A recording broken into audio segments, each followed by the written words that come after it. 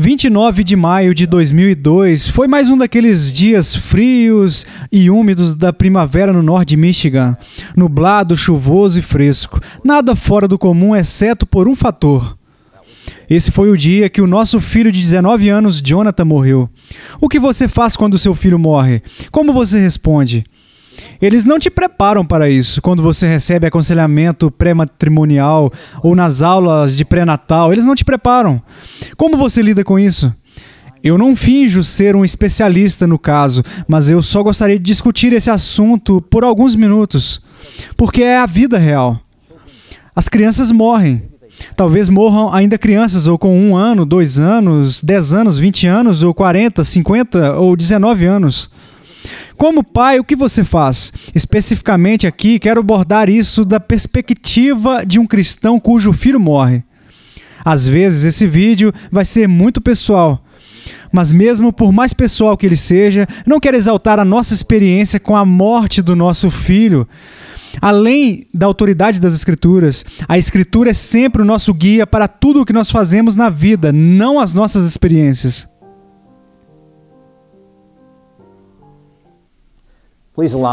Me permitam contar a vocês brevemente o que aconteceu com o nosso filho. Eu começo falando sobre ser um voluntário em uma prisão de Michigan. Em 1999, eu encontrei um prisioneiro que tinha cerca de 60 anos e que passou mais da metade da vida dele na prisão. Ele era conhecido em todo o sistema de prisão por sua frieza para com os outros seres humanos. Mas em 99, o Senhor o salvou. Eu o conheci muito bem ao longo dos anos seguintes e ele foi um modelo para os outros prisioneiros. Os homens do passado dele, quando ele foi transferido para aquela prisão, encontraram uma nova criatura em Cristo Jesus. Então, meu amigo prisioneiro adoeceu. Ele acabou sendo diagnosticado com câncer de fígado intratável. Eu tive 2 encontros com ele pouco antes da morte dele que se destacaram. E eu perguntei a ele, agora, o esqueleto de um homem, os músculos dos seus dias de levantamento de peso foram consumidos pelo câncer.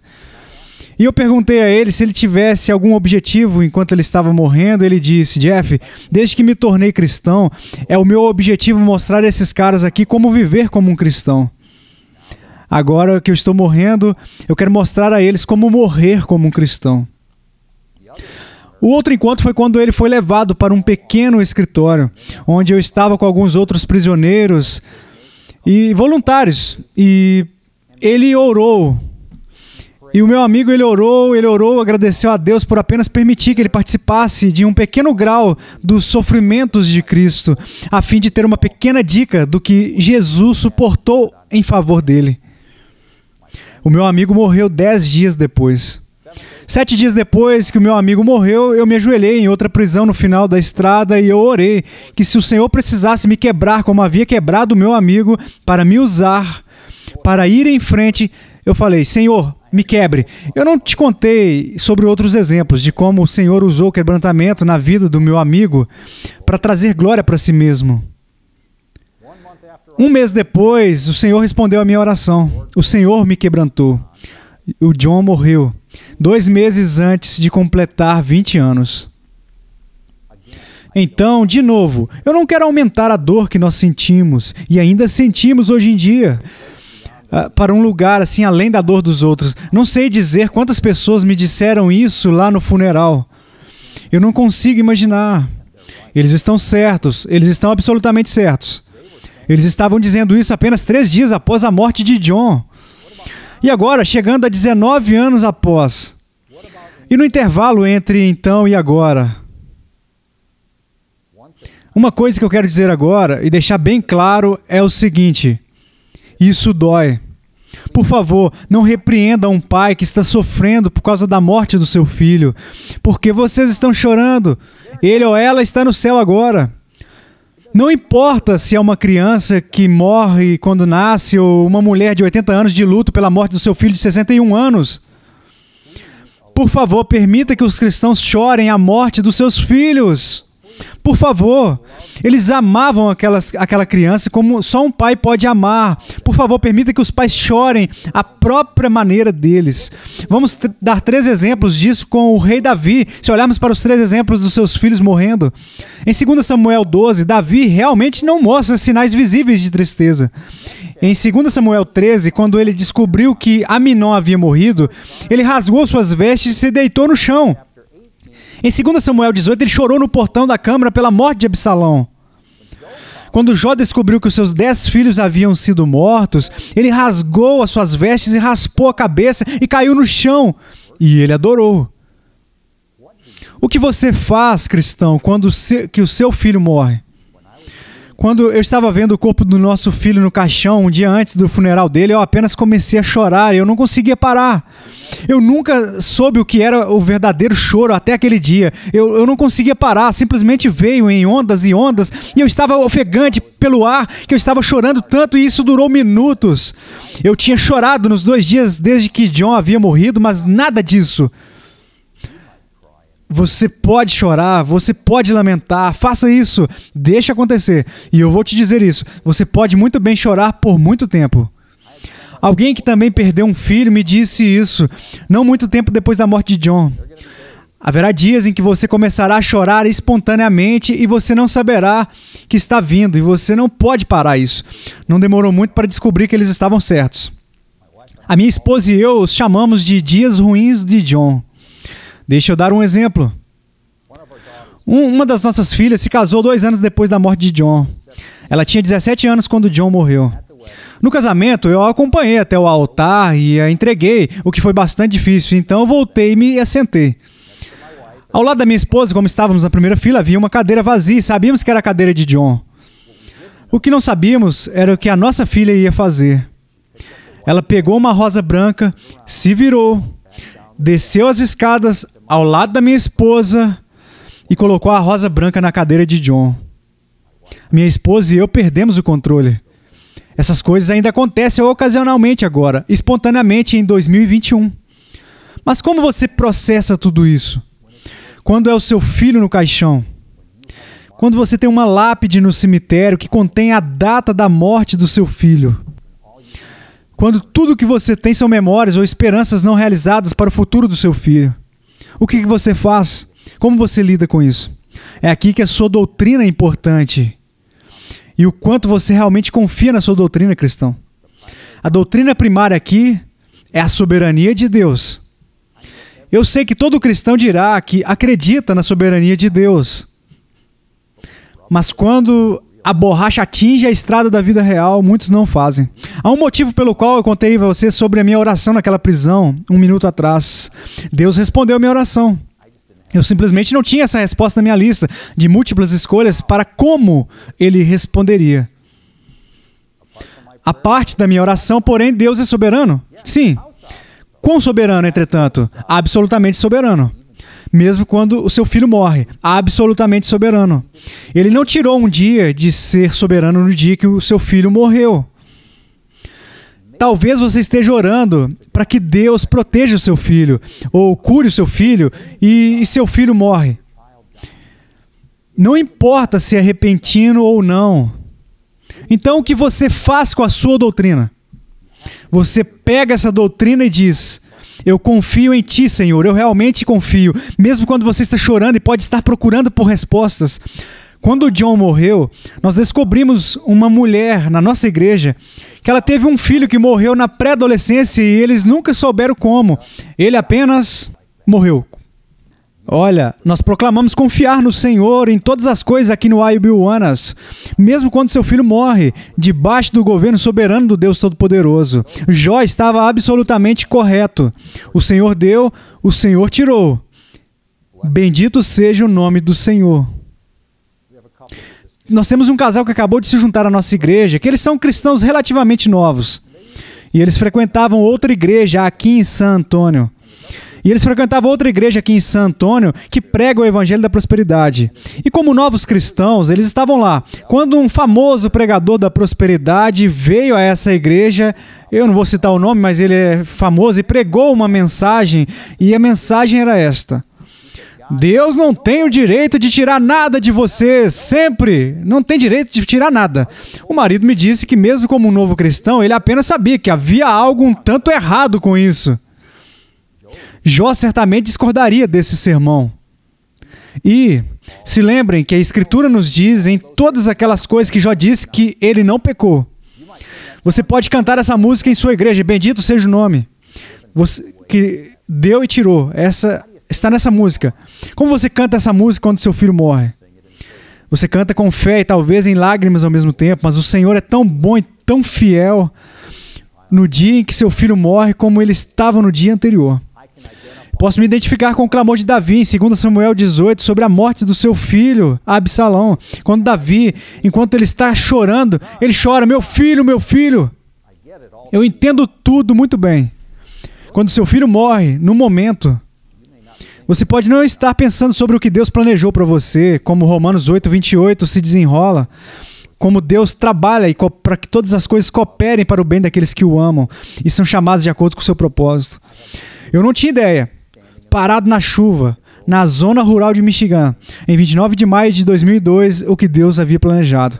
Acontece que o que ele planejou para mim era usar a morte de John como parte do meu ministério de prisão. A morte de John foi usada para me dar acesso aos prisioneiros. Nenhum outro voluntário no nosso grupo tinha. Os homens foram atraídos para falar comigo sobre coisas que eles não discutiam com mais ninguém.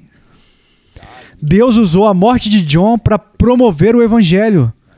E eu com certeza não sabia disso no dia em que John morreu. Cada filho que você tem agora ou terá no futuro, pela graça de Deus, nele o seu filho vive e se move, tem seu ser, como Paulo declarou em Atos 17. No momento em que estou falando, temos 5 outros filhos sobreviventes e 16 netos. Cada um deles vive e se move, tem o seu ser devido à bondade de Deus. Os 19 anos e 10 meses que nós tivemos com John foram devido à bondade de Deus. E tanto quanto sua morte doeu ao longo dos anos, não negociaríamos dessa vez por nada. Nós somos gratos por 19 anos e 10 meses. Confie em Jesus Cristo. Eu sei que pode parecer muito simplista, mas é verdade. Confie nele e confie no seu povo. Seus irmãos cristãos podem dizer coisas ou mesmo coisas tolas para você quando seu filho morrer.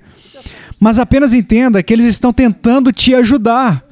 Eles não sabem o que dizer, mas só querem dizer alguma coisa para te ajudar. Eu tenho uma história para você sobre o silêncio em 1 minuto.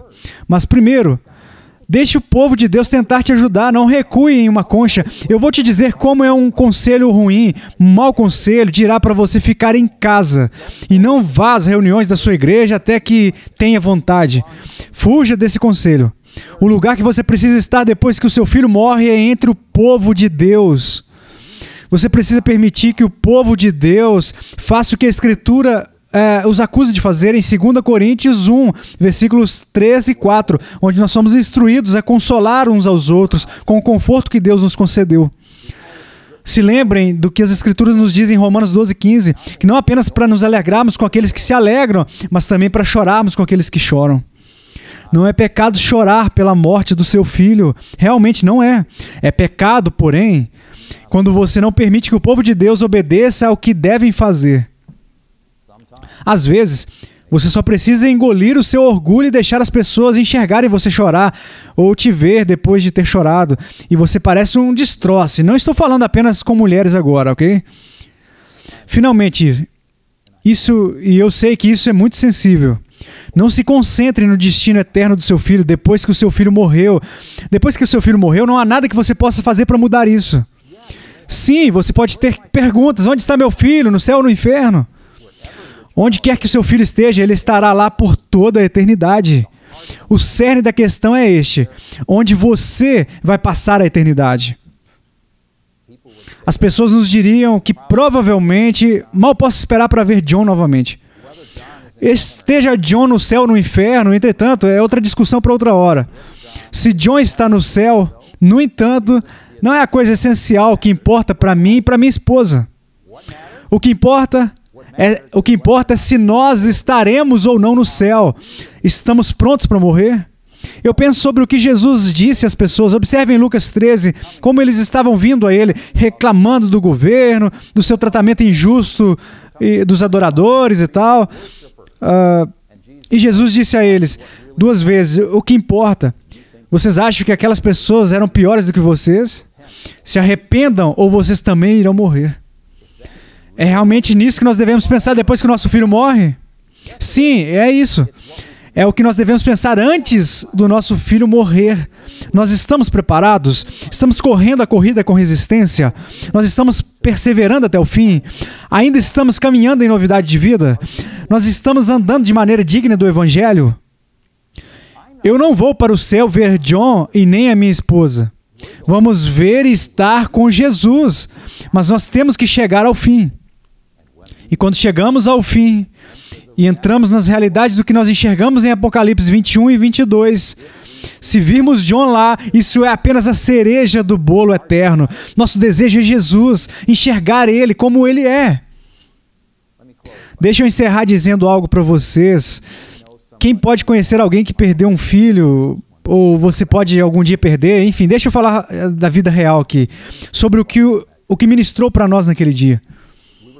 Fomos informados de que John morrera por volta das 7h30 da manhã. Por volta das 10h30, estávamos em casa sozinhos. Minha esposa e eu e nossos 3 filhos mais novos. Os 2 mais velhos eram adultos e já viviam sozinhos naquela época. E era um dia frio, chuvoso e sombrio no norte de Michigan. Estávamos sentados e eu liguei para alguns amigos para contar o que tinha acontecido. Alguém bateu na porta.